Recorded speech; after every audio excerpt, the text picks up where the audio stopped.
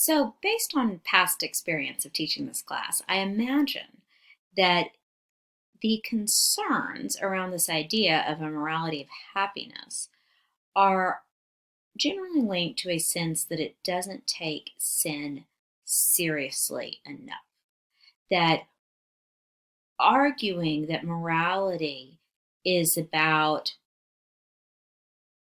living in such a way to make us people capable of obtaining the ultimate happiness leaves a lot on us being able to discern what that happiness is.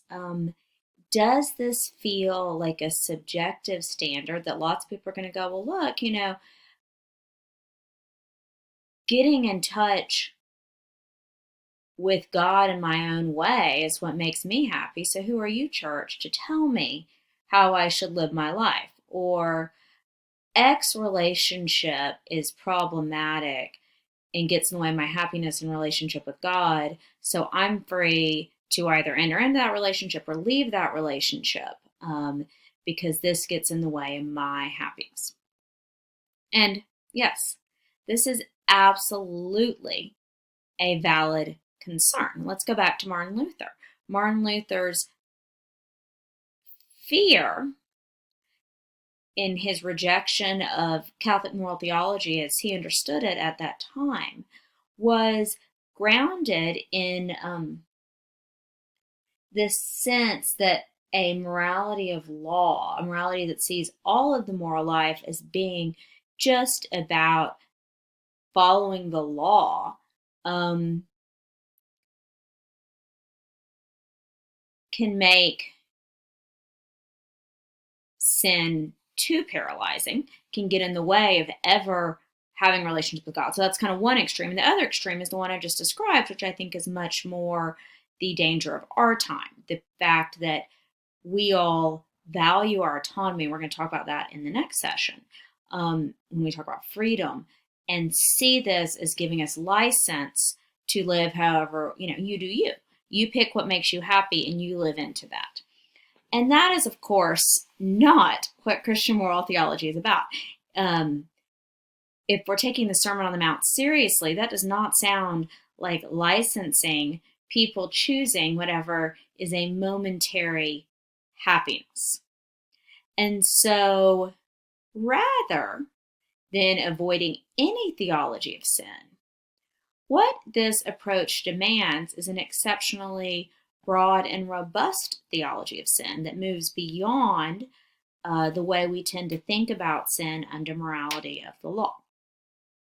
So if your understanding of Christian morality is simply obeying the law, then what's sin? Sin is breaking the law. So Adam and Eve in Genesis 3 sinned because they broke God's rule. They took the apple. And they did. I mean, that's there in the text. That is the test that, I don't want to say test, that is the requirement that God made for them to stay in the garden. But if we look more deeply at the text, we see there's a lot more going on here. And that the sin, the taking the apple, is simply the inevitable culmination of what happens to Eve when she starts listening to the serpent and what happens to Adam when he starts listening to Eve. So what does the serpent say to Eve? He says, God doesn't want you to eat this apple because if you eat this apple, you will become like God. The disorder goes much earlier in the story than Eve simply breaking the law. Rather, the disorder is tied to Eve's desire to be like God, Eve's belief that God is denying her something in the way he is forming her for a relationship with him, that God is keeping something good for her. And she decides that she is going to make her own choice about who she is, that she wants to relate to God as an equal, as another God. And so she picks the apple. The sin here isn't simply the breaking the law, but it's Eve's determination of what this relationship is supposed to be like, and deciding that she wants to define her own identity, her own human flourishing, rather than God. And of course, we see this with Adam taking the apple from Eve. He does the exact same calculus. He does what she says. And so sin isn't simply the rupture of the law. It's the rupture of relationship. It's Adam and Eve deciding they want to define their relationship with God. And of course, what we see happening is as soon as they decide they're going to define their relationship with God, there's a rupture in their own relationships. There's a rupture in their relationships with each other, with their bodies, and with the community around them. They start suffering pain. They no longer can connect.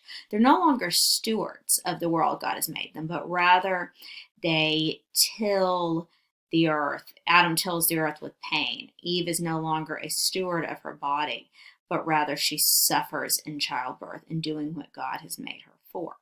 So this reading of Genesis 3, locating the sin not just in the law breaking, but in the relationship breaking that preceded it, shows sin as being much bigger and more powerful than simply breaking the law, but rather sin is something that pervades all of our lives, all of our relationships, to our own selves, to others, and to God, and is not simply a instant moment of decision, right or wrong, but our full way of being in the world, something that we cannot escape, something that pervades everything.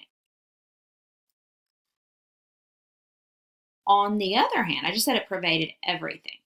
So the morality of happiness understands sin as being in our relationships, in these structures that we live in the world. Because we make these structures of government, of family, sin is built in. But it doesn't say that our ability, God doesn't take away being human from us as punishment. We still are the beings God created us. We just don't understand how we're supposed to live anymore. But our basic instincts for relationships with others, relationship with God, are still there. They're just pointing the wrong direction. We miss how to live rightly, unlike Adam and Eve.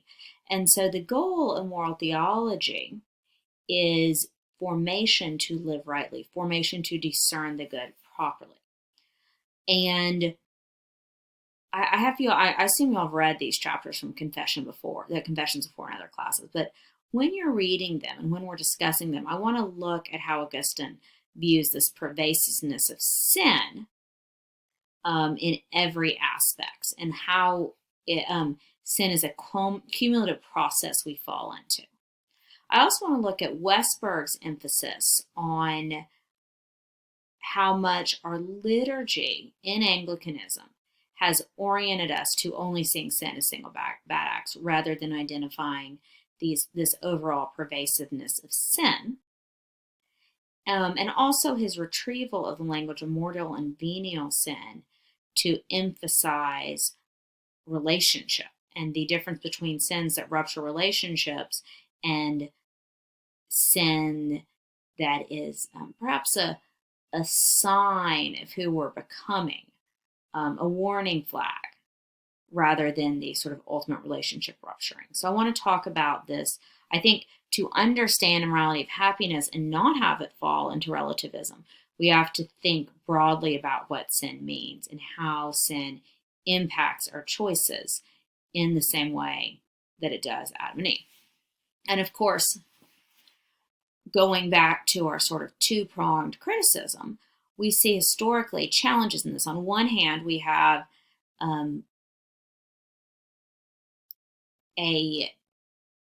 this Lutheran view that the law is there to show us our sins. We see we've broken the law, so we see we need God. But again, it's a law focus.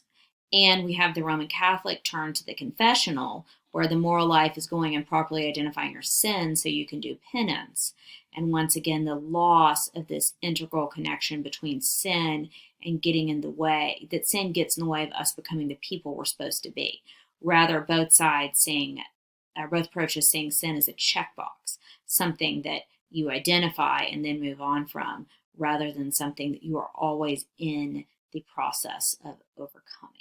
Always something that through the help of grace, well, once again, we do the good through grace, we are able to strive against and eventually be formed to, through God's grace, through the action of the Holy Spirit within us, to have the proper habits. We're going to talk about this with the virtues, so that we make the right choice in the right time rather than just falling into these sin patterns that are so easily available to us.